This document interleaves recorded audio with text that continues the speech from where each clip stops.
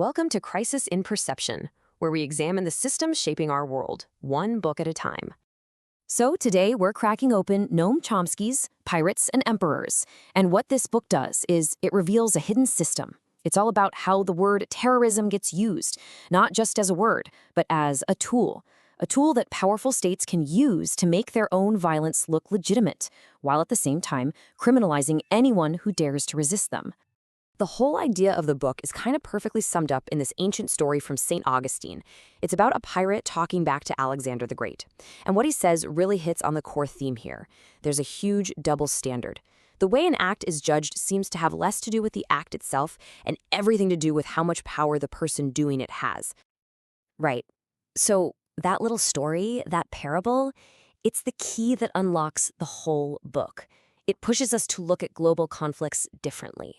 We're not talking about a simple good versus evil story here. It's about a structure. And once you see that structure, a pattern just jumps out at you. When the powerful use violence, it's framed as something they had to do. But when their opponents do something similar, well, that's just terrorism. And here's the real kicker.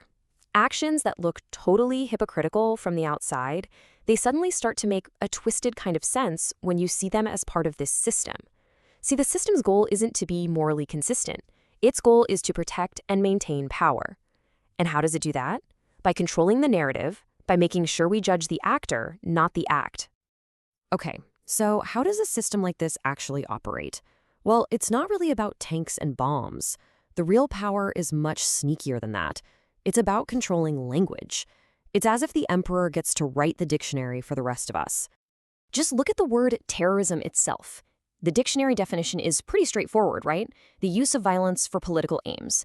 That could apply to, well, almost anyone. But then there's the systems definition, the one that actually gets put into practice. And that definition is super specific. It's basically reserved for anyone who challenges power.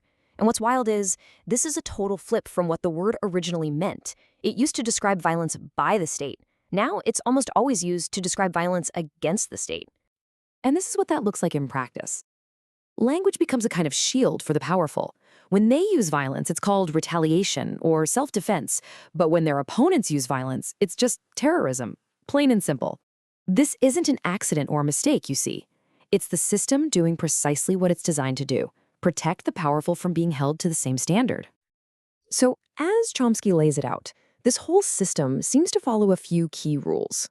Now, these aren't written down anywhere, but if you look at how things play out, they are applied with surprising consistency.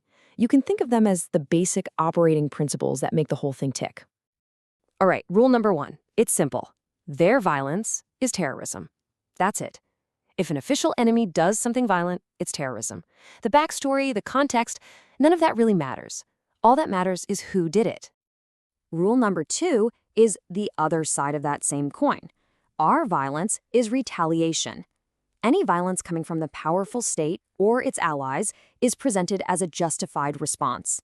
It's never the thing that starts the conflict. It's always just a reaction, a retaliation. Then we get to rule number 3, which takes things a step further. Their resistance is a crime. So now, any kind of opposition, even resisting an occupation, gets relabeled. It's not seen as a legitimate struggle for freedom, it's just another form of terrorism. And that brings us to rule number 4, our aggression is self-defense. This one's a doozy. It means the powerful state can actually initiate violence, but it gets framed as a defensive move. Aggression gets a new name like preemption, striking first against a threat that might, maybe, someday materialize.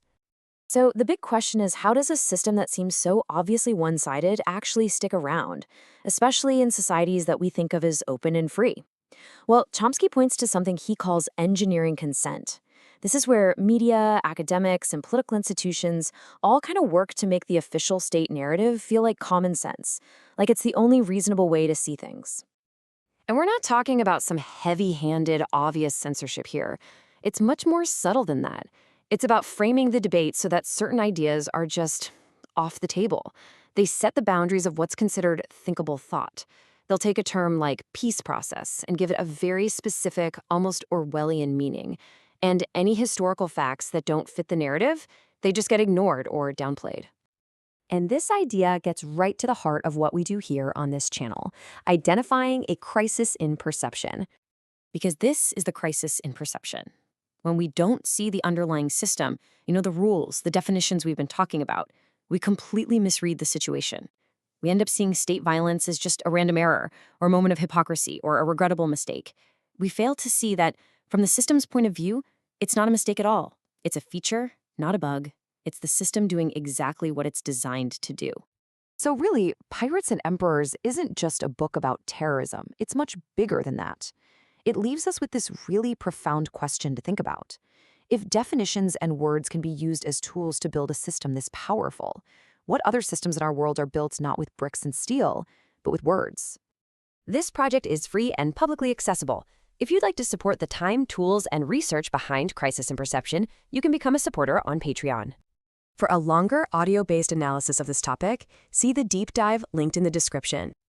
If you enjoy this kind of systems-level analysis, please like, subscribe, and comment with books or topics you'd like us to explore next.